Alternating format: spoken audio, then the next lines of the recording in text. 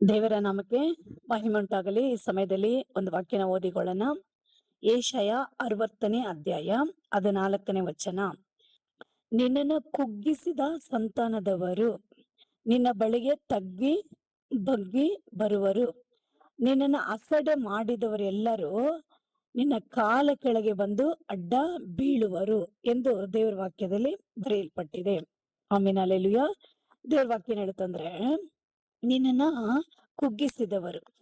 ಆಮೇಲೆ ಅಲ್ಲೆಲುಯ್ಯ. ದೇವ ಮಕ್ಕಳೇ, ಬೆಳಗಿನ ಜಾವದಲ್ಲಿ ಕೇಳಿಕೊಂಡಿರಂತ ಎಲ್ಲಾ ಪ್ರಿಯರೇ, ಯಾರೆಲ್ಲ ನಿಮ್ಮನ್ನ ಕುಗ್ಗಿಸಿದ್ದಾರೆ, ಯಾರೆಲ್ಲ ನಿಮ್ಮನ್ನ ಕುಗ್ಗಿಸಿದ್ದಾರೆ, ಯಾರೆಲ್ಲ ನಿಮ್ಮನ್ನ ಅಸಡ್ಡೆ ಮಾಡಿದ್ದಾರೆ, ಯಾರೆಲ್ಲ ನಿಮ್ಮನ್ನ ನಿಂದಿಸಿದ್ದಾರೆ, ಯಾರೆಲ್ಲ ನಿಮ್ಮನ್ನ ಅವಮಾನಿಸಿದ್ದಾರೆ, ಯಾರೆಲ್ಲ ನಿಮ್ಮನ್ನ ಹಾಗೆ ಮಾಡಿದ್ದಾರೆ, ಯಾರೆಲ್ಲ ನಿಮ್ಮನ್ನ ಬಿಟ್ಟು ಹೋಗಿದ್ದಾರೆ, ಯಾರೆಲ್ಲ ನಿಮಗೆ ವಿರೋಧವಾಗಿ ಕೆಟ್ಟದ್ದನ್ನೇ ಮಾಡಿ ನಿಮ್ಮ ಮೇಲೆ ತಪ್ಪಾದ ಅಪರಾಧಗಳನ್ನ ಹೊರಿಸಿ, ಈ ರೀತಿಯಾಗಿ ಯಾರೆಲ್ಲ ನಿಮ್ಮನ್ನ ಕುಗ್ಗಿಸಿ ನೋಯಿಸಿ ಬಾಧೆ ಪಡಿಸಿ ನಿಮ್ಗೆ ವಿರೋಧವಾಗಿ ಯಾರ್ಯಾರು ಏನೇನ್ ಮಾಡಿದಾರೋ ಅವ್ರ ಎಲ್ಲರ ವಿಷಯದಲ್ಲಿ ನೀವು ಚಿಂತೆ ಮಾಡುವಂತ ಅವಶ್ಯಕತೆ ಇಲ್ಲ.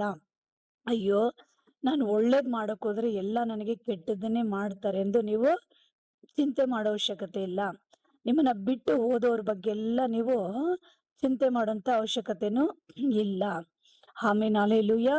ಯಾರೆಲ್ಲ ನಿಮ್ಮನ್ನ ಕುಗ್ಗಿಸಿ ನಿಮ್ಮನ್ನ ಬಾಧೆ ಪಡಿಸಿ ನಿಮ್ಮನ್ನ ನೋಯಿಸಿ ನಿಮ್ಮನ್ನ ಹಗೆ ಮಾಡಿ ನಿಮ್ಮನ್ನ ದೂಷಿಸಿ ನಿಮ್ಮನ್ನ ನಿಂದಿಸಿ ಈ ರೀತಿ ಯಾರೆಲ್ಲ ನಿಮ್ಗೆ ವಿರೋಧವಾಗಿ ಮಾಡಿರ್ತಾರೋ ಅವರ ಯಾರ ಒಂದು ವಿಷಯಗಳಲ್ಲಿ ನೀವು ಚಿಂತಿಸುವಂತ ಅವಶ್ಯಕತೆ ಇಲ್ಲ. ಚಿಂತೆ ಮಾಡಬಾರ್ದಂತ ವಿಷಯದಲ್ಲಿ, ಬಾಧೆನೂ ಪಡಬಾರ್ದಂತ ವಿಷಯದಲ್ಲಿ. ಮತ್ತೆ ಅದನ್ನೇ ನಾವು ಯೋಚಿಸಿ ಯೋಚಿಸಿ ಹಗಲಿರುಳು ನಾವೇನ್ ಮಾಡ್ಬಾರ್ದಂದ್ರೆ ಕುಗ್ಗಿ ಹೋಗ್ಬಾರ್ದು. ಅದ್ರಿಗೆ ಬದಲಾಗಿ ನಾವೇನ್ ಮಾಡ್ಬೇಕಂದ್ರೆ ಸಂತೋಷವಾಗಿರ್ಬೇಕು. ಏಸಪ್ಪ ಹೇಳ್ತಾರೆ, ನಿಮ್ಮ ಮೇಲೆ ಜನರು ಕೆಟ್ಟ ಕೆಟ್ಟ ಮಾತುಗಳನ್ನು ಸುಳ್ಳಾಗಿ ಹೊರಿಸಿದರೆ ನೀವು ಧನ್ಯರು, ಸಂತೋಷ ಪಡಿರಿ, ಉಲ್ಲಾಸ ಪಡಿರಿ, ಪರಲೋಕದಲ್ಲಿ ನಿಮಗೆ ಬಹಳ ಫಲ ಸಿಕ್ಕುವುದು. ನೀವು ಎಷ್ಟು ಮಟ್ಟಿಗೆ ಕ್ರಿಸ್ತನ ನಿಮಿತ್ತವಾಗಿ ಬಾಧೆ ಪಡ್ತೀರೋ ಅಷ್ಟರ ಮಟ್ಟಿಗೆ ಸಂತೋಷವಾಗಿರ್ರಿ. ಎಷ್ಟರ ಮಟ್ಟಕ್ಕೆ ಯೇಸುವಿನ ಮೂಲಕವಾಗಿ ನಿಂದಿಸಲ್ಪಡ್ತಿರೋ ಅಷ್ಟರ ಮಟ್ಟಕ್ಕೆ ನೀವು ಉಲ್ಲಾಸವಾಗಿರ್ರಿ. ಯಾರೆಲ್ಲ ನಿಮ್ಮನ್ನ ಕುಗ್ಗಿಸಿರ್ತಾರೋ ಅವರ ವಿಷಯದಲ್ಲಿ ನೀವು ಸೋತು ಹೋಗದೆ ಆನಂದವಾಗಿರ್ರಿ. ಯಾರೆಲ್ಲ ನಿಮ್ಮನ್ನ ಬಿಟ್ಟು ಹೋಗಿರ್ತಾರೋ ಅದರ ವಿಷಯದಲ್ಲಿ ಕಳವಳ ಪಡದೆ ಆ ಸಮಯದಲ್ಲಿ ಸಹ ನೀವು ಒಂಟಿಯಾಗಿಲ್ಲ, ಏಸು ನನ್ನ ಜೊತೆ ಇದ್ದಾನೆಂದು ನಂಬಿಕೆಯಿಂದ ಮಾತನಾಡಿ ಸಂತೋಷವಾಗಿರ್ರಿ. ಯಾಕಂದ್ರೆ ದೇವ್ರ ವಾಕ್ಯ ಏನ್ ಹೇಳುತ್ತಂದ್ರೆ, ದೇವ್ರ ಕೇಳತ್ತೆ, ನಿನ್ನನ್ನು ಕುಗ್ಗಿಸಿದ ಸಂತಾನದವರು ನಿನ್ನ ಬಳಿಗೆ ತಗ್ಗಿ ಬಗ್ಗಿ ಬರ್ಮಾಡುತ್ತಾನೆ. ದೇವ್ರೇನ್ ಮಾಡ್ತಾರೆ, ಯಾರೆಲ್ಲ ಹಾಗೆ ಮಾಡಿ ಹೋದಾರೋ ಅವರೆಲ್ಲ ಮತ್ತೆ ನಿನ್ ಪಾದಕ್ಕೆ ಬರ್ತಾರೆ. ಅವ್ರಿಗೆಲ್ಲ ಯಾರೆಲ್ಲ ನಿನ್ನನ್ನ ಕುಗ್ಗಿಸಿ ಹೋಗಿದಾರೋ ಅವ್ರು ಮತ್ತೆ ತಗ್ಗಿ ಬಗ್ಗಿ ನಿನ್ನ ಕಡೆ ಬರ್ತಾರೆ. ಯಾರೆಲ್ಲ ನಿನ್ನ ಬಿಟ್ಟು ಹೋಗಿದಾರೋ ಪುನಃ ಅವ್ರು ಏನ್ ಮಾಡ್ತಾರೆ, ನಿನ್ ಕಡೆ ಬರ್ತಾರೆ. ಇದು ಯಾರು ಹೇಳ್ತಾರೆ ಅಂದ್ರೆ ದೇವರ ವಾಕ್ಯ ಹೇಳ್ತಾ ಇದೆ. ಯಾಕಂದ್ರೆ ದೇವರು ನಮ್ಮ ಸಂಗಡ ಇರುವಾಗೆ ನಮ್ಮನ್ನ ಬಿಟ್ಟು ಹೋದವರೆಲ್ಲ ಮತ್ತೆ ಬರ್ತಾರೆ.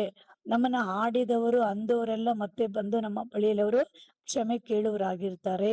ಯಾರೆಲ್ಲ ನಮ್ಗೆ ವಿರೋಧವಾಗಿ ಮಾತನಾಡಿದ್ರು, ಯಾರೆಲ್ಲ ನಮ್ಮನ್ನ ಹಾಗೆ ಮಾಡಿದ್ರು, ಪುನಃ ನಮ್ಮ ಬಳಿಗೆ ಅವರುಗಳು ಬಂದು ಏನ್ ಮಾಡ್ತಾರೆ, ನಮ್ಮನ್ನ ನೋಡಿ ಅವರು ಸಂತೋಷ ಪಟ್ಟು ಒಳ್ಳೆ ರೀತಿ ಮತ್ತೆ ಅವ್ರು ನಮ್ ಜೊತೆ ಮಾತನಾಡೋರಾಗಿರ್ತಾರೆ.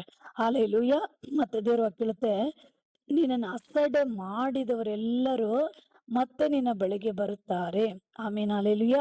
ಯಾಕೆ?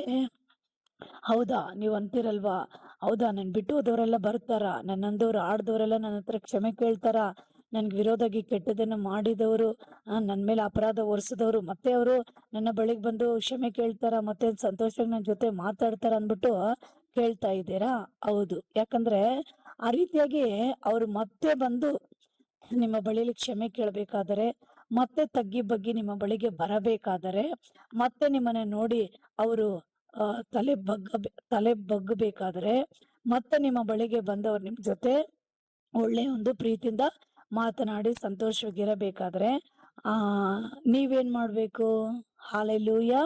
ಅದಕ್ಕೆ ಜ್ಞಾನೋಕ್ತಿಯಲ್ಲಿ 16ನೇ ಅಧ್ಯಾಯ 7ನೇ ವಚನ ಹೇಳುತ್ತೆ, ಯೆಹೋವನು ಒಬ್ಬನ ನಡತೆಗೆ ಮೆಚ್ಚಿದರೆ ಅವನ ಶತ್ರುಗಳನ್ನ ಮಿತ್ರರಾಗಿ ಮಾಡುವನು. ನೋಡಿದ್ರಾ? ದೇವರು ಒಬ್ಬ ಮನುಷ್ಯನ ಮೆಚ್ಚಿಕೊಂಡರೆ ಅವನಿಗೆ ವಿರೋಧಿಯಾಗಿರುವಂತ ಎಲ್ಲರನ್ನ ದೇವ್ರೇನ್ ಮಾಡ್ತಾನಂತೆ ಅವನಿಗೆ ಮತ್ತೆ ಅವ್ರಿಗೆ ಮಿತ್ರರಾಗಿ ದೇವ್ರು ಮಾಡ್ತಾನೆ. ಯಾರೆಲ್ಲ ನಿಮ್ಗೆ ವೈರಿಗಳಾದ್ರು, ಶತ್ರುಗಳಾದ್ರು, ನಿಮ್ಮನ್ನ ಬಿಟ್ಟು ಹೋದ್ರು, ಹಾಗೆ ಮಾಡಿದ್ರು, ನಿಮ್ ಕೆಟ್ಟದನ್ನ ಮಾಡಿದ್ರು, ಈ ರೀತಿ ಯಾರೆಲ್ಲ ನಿಮ್ಗೆ ವಿರೋಧವಾಗಿ ಮಾಡಿದ್ದಾರಲ್ಲ ಅವ್ರು ಎಲ್ಲರೂ ದೇವರು ಅವ್ರನ್ನ ಏನ್ ಮಾಡ್ಬಿಡ್ತಾನಂತೆ ನಿಮ್ಮ ಕಡೆನೆ ಮಾಡ್ಬಿಡ್ತಾನೆ. ಮತ್ತೆ ನಿಮ್ಮ ಕಡೆ ಬಂದು ಅವ್ರು ನಿಮ್ ಮುಂದೆ ತಲೆ ಬಗ್ಗುವಾಗೆ ಕ್ಷಮೆ ಕೇಳುವಾಗೆ, ಆಗ ನೀವು ಮಾಡಿರೋಂತ ಒಳ್ಳೆ ಕಾರ್ಯಗಳನ್ನ ನೋಡಿ ಅಲ್ವಾ, ಅವ್ರು ನಿಮ್ಮನ್ನ ನೋಡಿ ಒಂದು ರೀತಿ ಸಂತೋಷ ಪಟ್ಟು ಕೊಂಡಾಡುವರಾಗಿ ದೇವ್ರ ನಾಮನ ನಿಮ್ ಮೂಲಕವಾಗಿ ಅವರು ಮಹಿಮೆ ಪಡಿಸೋರಾಗಿರ್ತಾರೆ. ಹಾಲೆಲೂಯ.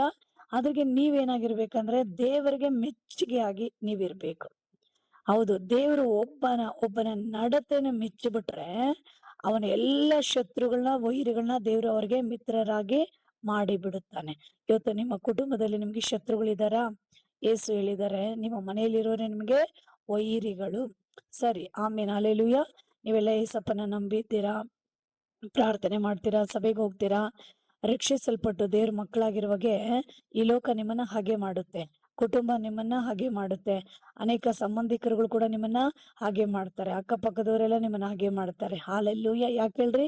ಮೊದಲು ಯೇಸುವನ್ನ ಹಾಗೆ ಮಾಡಿತ್ತು, ಹಾಗಾಗಿ ಅವನನ್ನ ನಂಬಿ ಅವನ ಹಿಂಬಾಲಿಸುವಂತ ಹಿಂಬಾಲಿಕರಿಗೆ ಆ ರೀತಿಯಾಗಿ ಮಾಡ್ತಾರೆ ಎಂದು ದೇವ್ರ ವಾಕ್ಯ ಹೇಳುತ್ತೆ. ಆಮೇಲೆ ಅಲ್ಲೆಲೂಯ್ಯ. ಅದು ದೇವ್ರ ವಾಕ್ಯ ಹೇಳುತ್ತೆ, ನೀವು ದೇವ್ರಿಗೆ ಮೆಚ್ಚುಗೆಯಾಗಿ ಜೀವಿಸ್ಬಿಟ್ರೆ ದೇವ್ರೇನ್ ಮಾಡ್ತಾರೆ, ಸ್ವಲ್ಪ ಕಾಲದ ಒಳಗಾಗಿ ಎಲ್ಲ ವೈರಿಗಳನ್ನ ದೇವ್ರು ಬರ್ಮಾಡ್ತಾನೆ, ಎಲ್ಲ ಶತ್ರುಗಳನ್ನ ದೇವ್ರು ಬರ್ಮಾಡಿ ನಿಮಗೆ ಮಿತ್ರರಾಗಿ ದೇವ್ರು ಮಾರ್ಪಡಿಸಿ ಬಿಡುತ್ತಾರೆ. ಹಾಲೆಲೂಯ. ಮತ್ತೆ ಮೊದಲಿನ ಹಾಗೆ ಅವರು ನಿಮ್ಮನ್ನ ಮಾತಾಡ್ಸೋದು, ಪ್ರೀತಿಸೋದು, ಗೌರವ ಕೊಡೋದು, ಮರ್ಯಾದೆ ಕೊಡೋದು ಅಲ್ವಾ, ನಿಮಗೆ ಒಂದು ಒಳ್ಳೆ ಸ್ಥಾನ ಕೊಡೋದು, ಇದೆಲ್ಲವನ್ನ ಯೇಸು ಸ್ವಾಮಿ ಅವರ ಮೂಲಕವಾಗಿ ನಿಮ್ಗೆ ಮತ್ತೆ ಆ ಒಂದು ಆಶೀರ್ವಾದನ ಕೊಡಲು ಶಕ್ತನಾಗಿರ್ತಾನೆ. ಆದ್ರೆ ನೀವು ದೇವರಿಗೆ ಏನ್ ಮಾಡ್ಬೇಕು? ಮೆಚ್ಚುಗೆ ಆಗಿರ್ರಿ. ದೇವ್ರು ಏನ್ನ ಮೆಚ್ಚುತ್ತಾನೆ ಹೇಳ್ರಿ? ಪ್ರಾರ್ಥನೆ ಮಾಡಿದ್ರೆ ದೇವ್ರು ಮೆಚ್ಕೊಳ್ತಾನೆ, ಪ್ರಾರ್ಥನೆ ಮಾಡೋ ವ್ಯಕ್ತಿಗಳನ್ನ ದೇವ್ರು ಮೆಚ್ಚುತ್ತಾನೆ. ದೇಶಕ್ಕಾಗಿ, ಅಳಿದೋಗೋ ಜನರಿಗಾಗಿ, ಕಷ್ಟದಲ್ಲಿರೋರ್ಗಾಗಿ ಅಲ್ವಾ, ನರಕದ ಹಾದಿಯಲ್ಲಿ ಓಡಿಕೊಂಡಿರೋರ್ಗಾಗಿ, ಅನೇಕರು ಅಲ್ವಾ ಮಾರ್ಗ ತಪ್ಪಿ ಹೋಗಿರೋಂತ ಈ ರೀತಿಯಾಗಿ ಎಲ್ಲಾರ್ಗಾಗಿ ಭಾರದಿಂದ ಕಣ್ಣೀರಿಂದ ಪ್ರಾರ್ಥನೆ ಮಾಡಿದ್ರೆ ದೇವರ ಅಂತವನ್ನ ಮೆಚ್ಚಿಕೊಳ್ಳುತ್ತಾನೆ.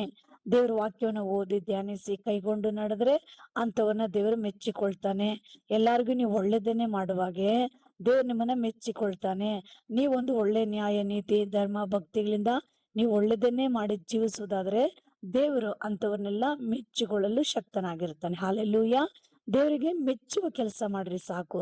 ಅವ್ರಿಗೆ ಮೆಚ್ಚುವ ಕೆಲಸ ನೀವು ಮಾಡ್ಬಿಟ್ರೆ ದೇವರು ನಿಮ್ಮ ಮನೆಯಲ್ಲಿರೋರು, ಅಕ್ಕಪಕ್ಕದಲ್ಲಿರೋರು, ನಿಮ್ಮ ಗ್ರಾಮದಲ್ಲಿರೋರು ಕೊಂಚ ಕಾಲದ ಒಳಗಾಗಿ ಸ್ವಾಮಿ ಏನ್ ಮಾಡ್ತಾನೆ, ಎಲ್ಲಾರನ್ನ ನಿಮ್ ಕಡೆ ಬರಮಾಡಿ ಆಶ್ಚರ್ಯ ಪಡತಕ್ಕ ಕಾರ್ಯವನ್ನ ದೇವ್ರು ಮಾಡಿ ಬಿಡುತ್ತಾನೆ. ಹಾಲೆಲೂಯ.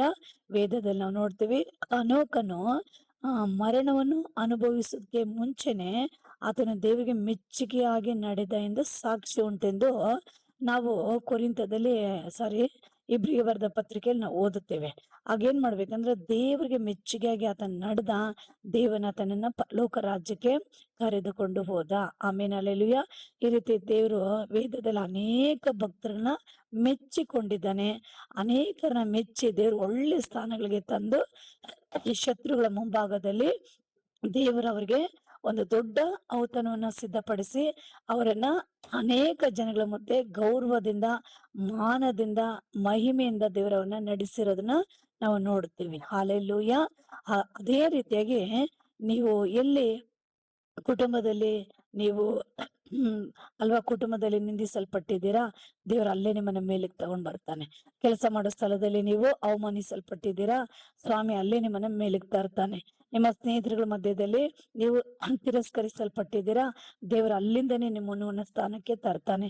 ನಿಮ್ಮ ಗ್ರಾಮದಲ್ಲಿ, ಜನಗಳ ಮಧ್ಯ, ಸಮಾಜದ ಮಧ್ಯ ಎಲ್ಲೆಲ್ಲಿ ನೀವು ಅವಮಾನಿಸಿ ನಿಂದಿಸಲ್ಪಡ್ತೀರೋ ಅದೇ ಸ್ಥಳದಲ್ಲಿ ದೇವರು ನಿಮ್ಮ ತಲೆ ಮೇಲೆತ್ತಿ ದೇವರು ಅಲ್ಲೇ ಒಳ್ಳೆ ಸ್ಥಾನಗಳನ್ನು ಕೊಟ್ಟು ಜನಗಳು ಆಶ್ಚರ್ಯ ಪಡತಕ್ಕದಾಗೆ ಯೇಸು ಸ್ವಾಮಿ ನಿಮಗೆ ದೊಡ್ಡ ಅದ್ಭುತ ಆಶೀರ್ವಾದಗಳನ್ನ ಇಟ್ಟಿದ್ದಾನೆ. ಆದ್ರೆ ನೀವು ತಾಳ್ಮೆಯುಳ್ಳವರಾಗಿ ದೇವರ ಪಕ್ಷದಲ್ಲಿ ಒಳ್ಳೆದನ್ನೇ ಮಾಡಿ ಮೆಚ್ಚುಗೆಯಾಗಿ ಜೀವಿಸ್ಬಿಡ್ರಿ.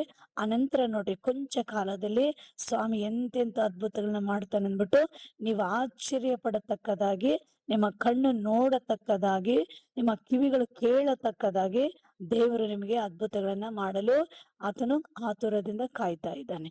ಆದ್ರೆ ನಿಮ್ಮ ನಡತೆ, ನಿಮ್ಮ ಜೀವಿತ ದೇವರಿಗೆ ಮೆಚ್ಚುಗೆ ಆಗಿದ್ರೆ ಸಾಕು, ಉಳಿದಿದ್ದೆಲ್ಲ ದೇವರು ನಿಮ್ಮ ಜೀವಿತದಲ್ಲಿ ನೋಡಿಕೊಳ್ಳುತ್ತಾನೆ. ಹಾಲೆಲೂಯ.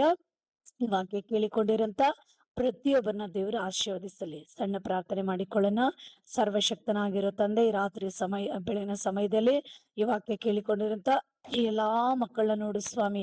ಯಾರೆಲ್ಲ ಕುಗ್ಗಿ ಹೋಗಿದ್ದಾರೆ, ಯಾರೆಲ್ಲ ನಿಂದಿಸಲ್ಪಟ್ಟಿದ್ದಾರೆ, ಯಾರೆಲ್ಲ ಬಾಧೆಗೊಳಗಾಗಿದ್ದಾರೆ, ಯಾರೆಲ್ಲ ಅವಮಾನಿಸಲ್ಪಟ್ಟಿದ್ದಾರೋ, ಯಾರೆಲ್ಲ ಚಿಂತೆ ಕಳವಳದಿಂದ ಇದ್ದಾರೆ ಏಸಪ್ಪ, ಅವ್ರೆಲ್ಲರನ್ನ ನೀನ್ ಬಲಪಡಿಸಪ್ಪ. ಅವ್ರೆಲ್ಲರನ್ನ ನೀನು ಆನಂದ ಪಡಿಸು, ಅವ್ರನ್ನೆಲ್ಲರನ್ನ ಸಮಾಧಾನ ಪಡಿಸು, ಅವ್ರೆಲ್ಲರನ್ನ ನೀನು ಆಧರಿಸು, ಅವ್ರೆಲ್ಲರಿಗೂ ನೀನ್ ಧೈರ್ಯ ದಯಪಾಲಿಸು. ಎಲ್ಲಾರ್ಗು ಸ್ವಾಮಿ ನೀನು ಅದ್ಭುತ ಮಾಡಪ್ಪ. ಈ ರೀತಿಯಾಗಿ ಎಲ್ಲರೂ ಯಾರೆಲ್ಲ ಅವ್ರಿಗೆ ವಿರೋಧವಾಗಿ ಈ ಕಾರ್ಯಗಳನ್ನ ಮಾಡಿಕೊಂಡಿದ್ದಾರೆ ಅವರೆಲ್ಲ ಮತ್ತೆ ಅವ್ರ ಹತ್ರ ಬರಮಾಡಿ ಅವ್ರಿಗೆ ಒಳ್ಳೆ ರೀತಿಯಾಗಿ ಒಂದು ಗೌರವ, ಘನತೆ, ಎಲ್ಲ ಮಹಿಮೆಗಳನ್ನ ದಯಪಾಲಿಸಿ ಆಶ್ಚರ್ಯ ಪಡತಕ್ಕ ಕಾರ್ಯಗಳನ್ನ ಅವರ ಜೀವಿತಗಳಲ್ಲಿ ನೀವು ಮಾಡಬೇಕಾಗಿ ನಿಮ್ಮ ಕರಗಳಲ್ಲಿ ಒಪ್ಪಿಸ್ಕೊಡ್ತೀನಿ ಸ್ವಾಮಿ. ಆಶೀರ್ವದಿಸ್ರಿ. ಎಲ್ಲರಿಗೂ ಒಳ್ಳೆದೇನೆ ಮಾಡುವ ದೇವರು, ಒಳ್ಳೆದೇನೆ ಮಾಡ್ರಿ. ನಿಮ್ಮ ಕರದಲ್ಲಿ ಕೊಡ್ತೀನಿ ಏಸು ನಾಮದಲ್ಲಿ ತಂದೆ, ಆಮೇನ್. ಈ ವಾಕ್ಯ ಕೇಳಿಕೊಂಡಿರಂತ ಎಲ್ಲ ಪ್ರಿಯರೇ, ದೇವರು ನಿಮ್ಮನ್ನ ಆಶೀರ್ವದಿಸಲಿ. ಲೈಕ್ ಮಾಡಿ, ಶೇರ್ ಮಾಡಿ. God bless you. ಆಮೇನ್.